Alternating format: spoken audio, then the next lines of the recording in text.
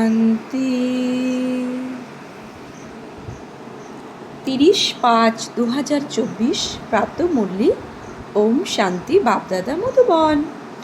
আজকের বাপদাদার অমূল্য মহাবাক্য হলো, মিষ্টি বাচ্চারা, তোমাদের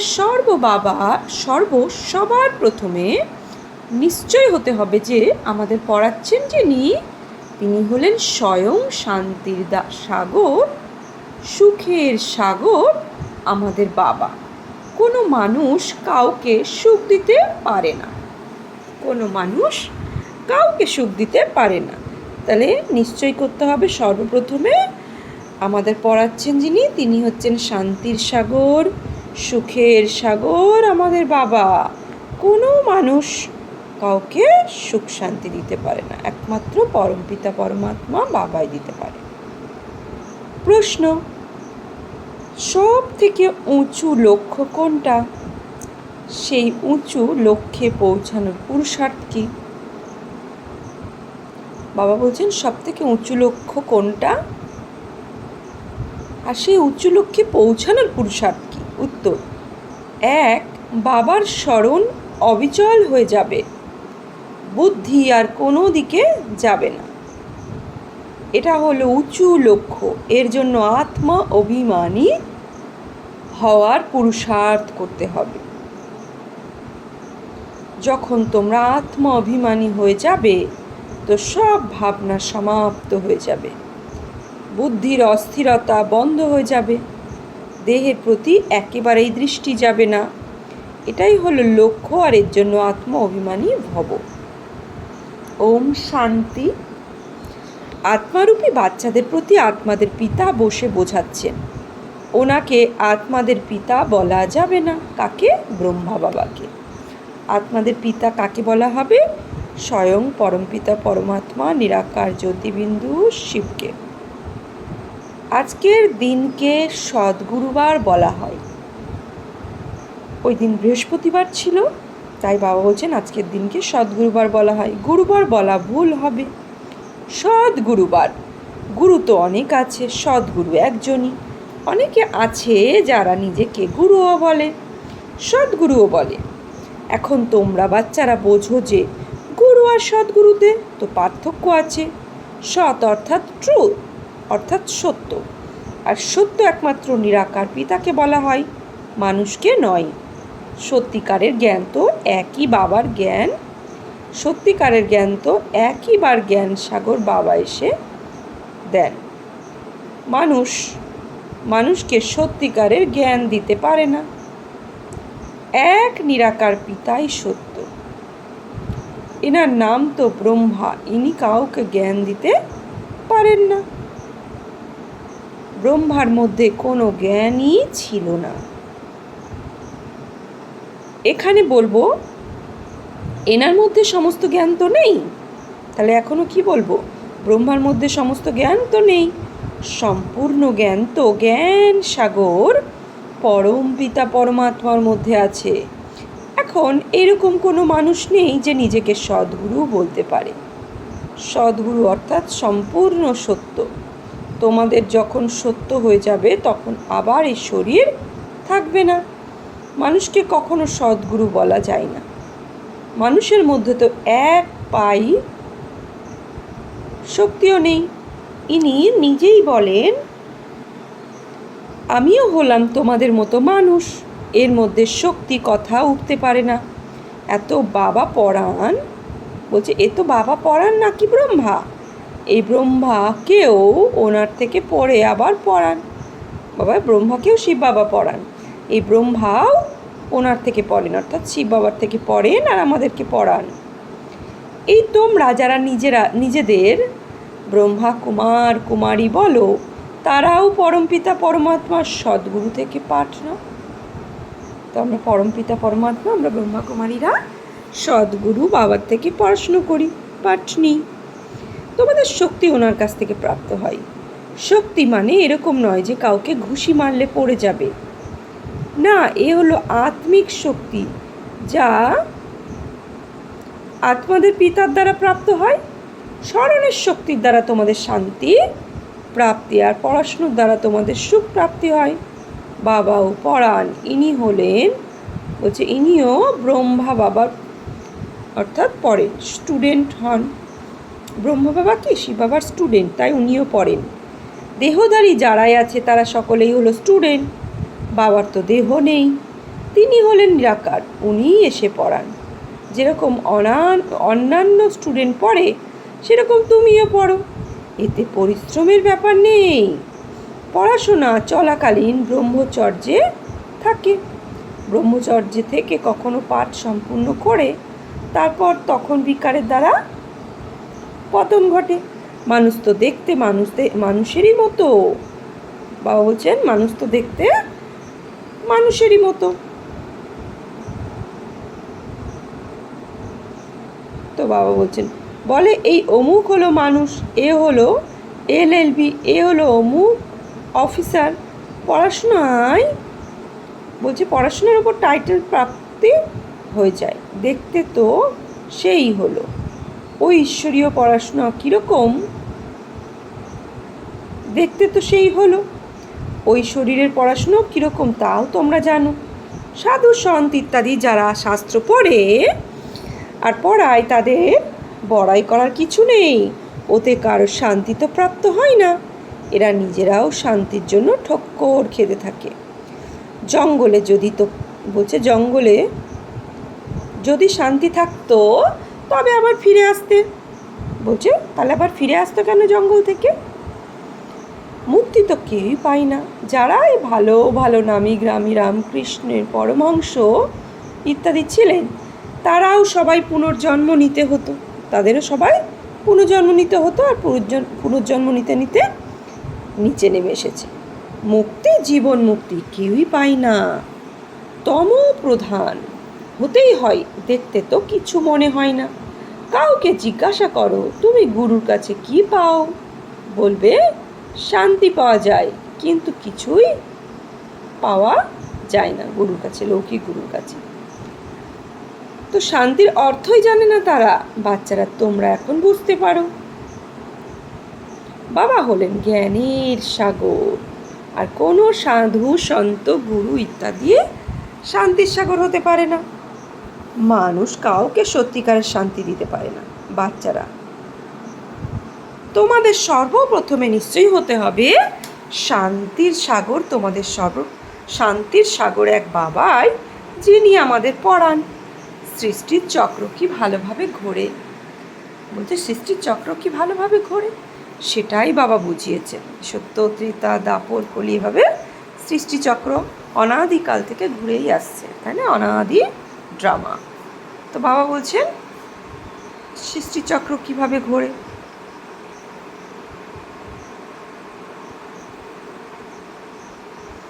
তো বাবা বলছেন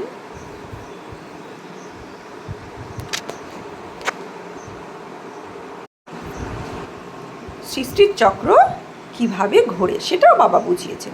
মানুষকে কখনো শান্তি দিতে পারে না। ইনি ব্রহ্মা হলেন রথ। কার রথ? শিব বাবার রথ। তোমাদের মতনই স্টুডেন্ট ব্রহ্মা, ইনিও গৃহস্থ জীবনে ছিলেন।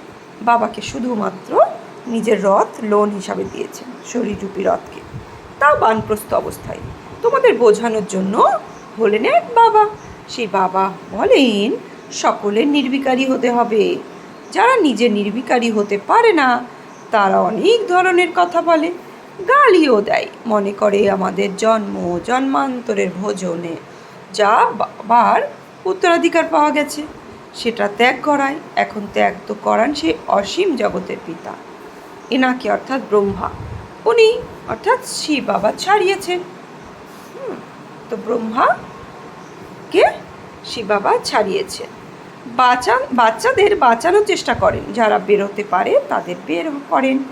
বাচ্চারা এখন তোমাদের বুদ্ধিতে আছে যে আমাদের পড়ানোর জন্য যিনি আছেন তিনি কোনো মানুষ নন, সর্বশক্তিমান এক নিরাকার বাবাকেই বলা যায়, আর কাউকে বলা যায় না। উনি তোমাদের নলেজ দিচ্ছেন, বাবাই তোমাদের বোঝান। এই বিকার হলো তোমাদের সবচেয়ে বড় শত্রু, একে ত্যাগ করো। আবার যে ত্যাগ করতে পারে না সে কত ঝগড়া করে। মাতারাও কেউ কেউ এমন আছে যারা বিকারের জন্য ঝঞ্ঝাট করে।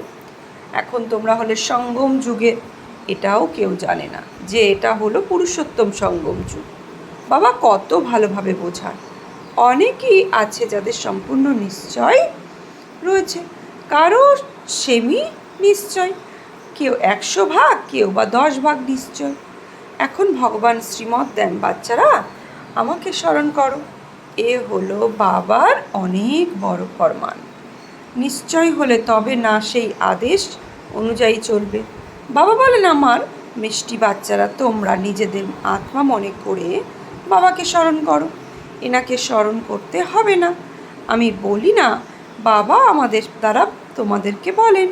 যেরকম তোমরা বাচ্চারা পড়ো তেমনই ইনিও পড়েন। সকলেই স্টুডেন্ট, পড়ানো টিচার একজনই।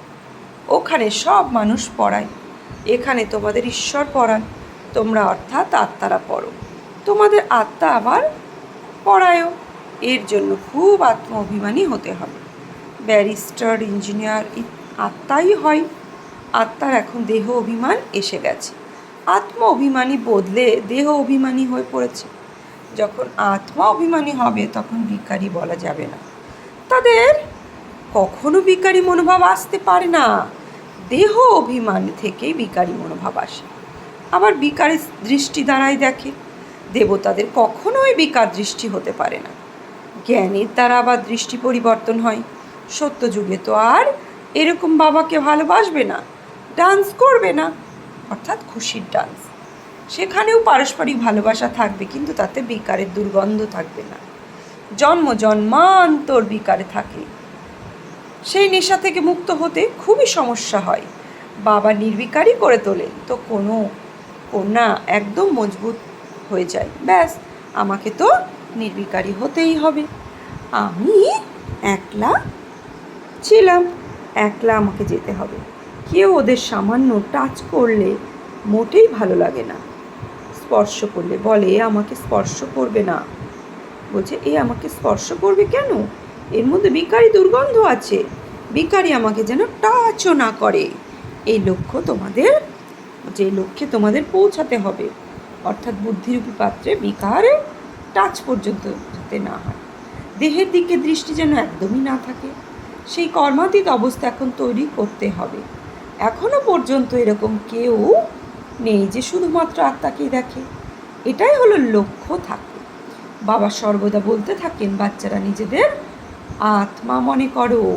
এই শরীর হলো পুচ্ছ, লেজ, যার দ্বারা তোমরা ভূমিকা পালন করো। কেউ বা বলেন এর মধ্যে শক্তি আছে, কেউ শক্তির কোনো ব্যাপার নেই। এ হলো পড়াশোনা। যেমন আর সকলে পড়ে, ইনিও পড়েন। পিওরিটির জন্য কত মাথা ঠুকতে হয়, কত পরিশ্রম হয়। সেই জন্য বাবা বলেন একে অপরকে আত্মা দেখো। সত্য যুগেও তোমরা আত্ম অভিমানী থাকো। সেখানে তো রাবণ রাজ্য নেই, বিকারের কথাই নেই। এখানে রাবণ রাজ্যে সবাই হলো বিকারী। সেই জন্য বাবা এসে নির্বিকারী করে তোলেন। না হলে শান্তি পেতে হবে। আত্মা পবিত্র না হয়ে উপরে যেতে পারে না। হিসাব নিকাশ মিটিয়ে যেতে হবে। তবুও পদ কম হয়। এই রাজধানী স্থাপন হচ্ছে। বাচ্চারা জানে যে স্বর্গে এক আদি সনাতন দেবী দেবতা রাজ্য ছিল। সর্বপ্রথম তো অবশ্যই এক রাজধানী, ও যে এক রাজা এক রানী থাকবে। তারপর আবার ডিনেস্টি হবে। প্রজা অনেক তৈরি করে, তাই না? প্রজা অনেক তৈরি করা হয়। ওদের মধ্যে অবস্থা পার্থক্য হবে। যাদের মধ্যে সম্পূর্ণভাবে নিশ্চয় নেই, তারা সম্পূর্ণ পড়তেও পারে না, পবিত্র হতেই পারে না। অর্ধকল্পের প্রতি এক জন্মে 21 জন্মের জন্য পবিত্র হবে। সে কি আর মাসির বাড়ি? কামনার ব্যাপারটাই হলো মুখ্য। ক্রোধ ইত্যাদি এত নয়। বুদ্ধি আর কোথাও গেলে অবশ্যই বাবাকে স্মরণ করতে হবে। বাবার স্মরণ অবিচল হয়ে গেলে আর কোনো দিকে বুদ্ধি যায় না। লক্ষ্য অনেক উঁচু। পবিত্রতার কথা শুনে যেন আগুনে জ্বলে মরে। বলে এই কথা তো কেউ কখনো বলেনি, কোনো শাস্ত্রে নেই। খুব মুশকিলের মনে করে। সে তো হলো নিবৃত্তি মার্গের আলাদা ধর্ম। ওদের তো পুনর্জন্ম নিয়ে আবার সন্ন্যাস ধর্মেই যেতে হবে। সেই সংস্কার নিয়ে যায়। তোমাদের তো বাড়ি ঘর ছাড়তে হয় না, বোঝানো হয় যদি গৃহস্থে থাকো তবে তাদেরকেও বোঝাও। এখন হলো সঙ্গম যুগ, পবিত্রতা ব্যতীত শুদ্ধ যুগে দেবী দেবতা হতে পারবে না। সামান্যতম জ্ঞান শুনলেও সে প্রজা হতে থাকে। প্রজা তো অনেক হয়, সত্য যুগে উপদেশটা থাকে না, কারণ উজির থাকে না, কারণ বাবা সম্পূর্ণ জ্ঞানই তৈরি করে পাঠান। বুদ্ধিরূপী পাত্রে এখান থেকেই বাবা আমাদের সম্পূর্ণ জ্ঞান ভরে পাঠান। তো উপদেশটা ইত্যাদি দরকার অজ্ঞানী লোকেদের, বাবা আমাদের জ্ঞানবান বাচ্চা করিয়ে পাঠান। তো এই সময় দেখো একজন অপরজনকে কিভাবে মারে, শত্রুতার স্বভাব কত কড়া। তোমরা মনে করো আমরা এই পুরনো শরীর ছেড়ে গিয়ে দ্বিতীয় শরীর ধারণ করি, শরীর নিয়ে কোনো বড় কথা কি হলো? তারা দুঃখের সাথে মরে, তোমাদের সুখের সাথে বাবাকে স্মরণ করা। আমি অর্থাৎ এই বাবাকে যত স্মরণ করবে আর সব কিছু ভুলে যাবে, কিছুই স্মরণে থাকবে না। কিন্তু এই অবস্থা তখনই হবে যখন দৃঢ় নিশ্চয় থাকবে। দৃঢ় নিশ্চয় না হলে স্মরণও স্থির হয় না, নামই শুধুমাত্র বলা হয়। বলছে দৃঢ় নিশ্চয়, বাবার প্রতি দৃঢ় নিশ্চয় না থাকলে স্মরণ টিকবে না। তো বিশ্বাসের দৃঢ়তা না থাকলে স্মরণ করবে কিভাবে? সবার বিশ্বাস তো একমাত্র একই রকম দৃঢ় নয়, মায়া নিশ্চয়ের থেকে সরিয়ে দেয়, যেমনকার তেমন হয়ে যায়। সর্বপ্রথম তো বাবার প্রতি নিশ্চয়ই চাই, সংশয় থাকে এই বাবার অস্তিত্ব নিয়ে। অসীম জগতে পিতাই জ্ঞান প্রদান করেন, ইনি বলেন আমি সৃষ্টি রচয়িতার রচনাকে জানতাম না। ব্রহ্মা বাবা বলছেন সৃষ্টি রচয়িতা রচনাকে জানতাম না, আমাকে তো কেউ শুনিয়েছে। আমি 12 গুরু তো জ্ঞান দেননি আমাকে, আমি 12 গুরু করেছিলাম, তাদের সবাইকে ছাড়তে হয়েছে। গুরু তো জ্ঞান দেননি, সদ্গুরু হঠাৎ এসে প্রবেশ করেছে, বুঝতে পারলাম, কিন্তু জানা ছিল না যে কী হতে চলেছে। গীতাতেও আছে যে অর্জুনকে সাক্ষাৎকার করিয়েছিল, অর্জুনের কথাই নেই। এটা তো হলো রথ, অর্থাৎ শরীররূপী রথ। ইনিও প্রথমে গীতা পড়তেন, ব্রহ্মাও প্রথমে গীতা পড়তেন, বাবা এসে প্রবেশ করেছিলেন, সাক্ষাৎকার করিয়েছিলেন যে এই জ্ঞান বাবাই প্রদান করেন। তখন ওই গীতা ছেড়ে দিয়েছিলেন। বাবা হলেন জ্ঞানের সাগর, আমাদের সেটাই তো বলবেন। গীতা হলো আমার, বলছে গীতা হলো আমার বাবা, সেই বাবা যাকে তুমি মাতা তুমি পিতা বলা হয়, তিনি রচনা করেন, অ্যাডাপ্ট করেন। এই ব্রহ্মাও তোমাদের মতো। বাবা বলেন এনারও যখন বানপ্রস্থ অবস্থা হয় তখন আমি প্রবেশ করি। ব্রহ্মা বাবার বানপ্রস্থ অবস্থায় প্রবেশ করে। কুমারীরা তো হলেন পবিত্র, ওদের জন্য তো এটা সহজ।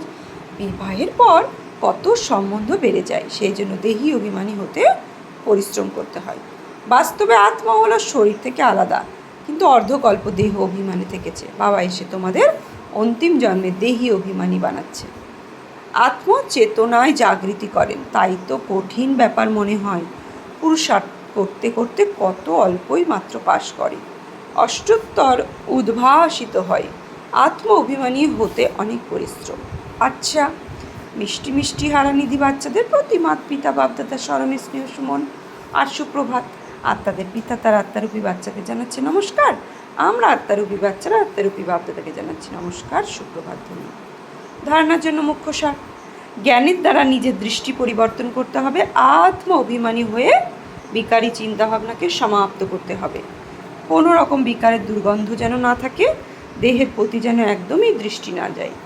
2, অসীম জগতের বাবাই আমাদের পড়ান, এরকম দৃঢ় নিশ্চয় থাকলে তবে স্মরণ দৃঢ় হবে। খেয়াল রাখতে হবে মায়া যেন দৃঢ় নিশ্চয় সামান্যতম নাড়াতে না পারে। বরদান, সেবার ভাবের দ্বারা সেবা করে নিজের উন্নতি করা এবং অন্যদের উন্নতি করানো, নির্বিঘ্ন সেবাধারী ভব। সেবার সাথে ভাবের দ্বারা সেবা করে নিজের উন্নতি করা এবং অন্যদের উন্নতি করানো, নির্বিঘ্ন সেবাধারী ভব। সেবা ভাব সফলতা এনে দেয়। সেবাতে যদি অহম ভাব এসে যায় তাহলে সেটাকে সেবা ভাব বলা হবে না। যে কোনো সেবাতে যদি অহম ভাব মিক্স থাকে তাহলে পরিশ্রমও বেশি, সময়ও বেশি লাগে, আর নিজেও সন্তুষ্ট হয় না। সেবা ভাবের দ্বারা সেবা করা বাচ্চারা নিজেও উন্নতি করে আর অন্যদেরকেও উন্নতি করায়। তারা সর্বদা উন্নতি করার অনুভব করে, তাদের উৎসাহ উদ্দীপনা নিজেকেও নির্বিঘ্ন বানায় আর অন্যদেরও কল্যাণ করে। স্লোগান, জ্ঞানী তো আত্মা হলো সে যে অতি সূক্ষ্ম আর আকর্ষণ করতে থাকা সূত্রগুলি থেকে মুক্ত। আজকে সমান কি নেব? আমি নির্বিঘ্ন সেবাধারী আত্মা ভব। ওম শান্তি।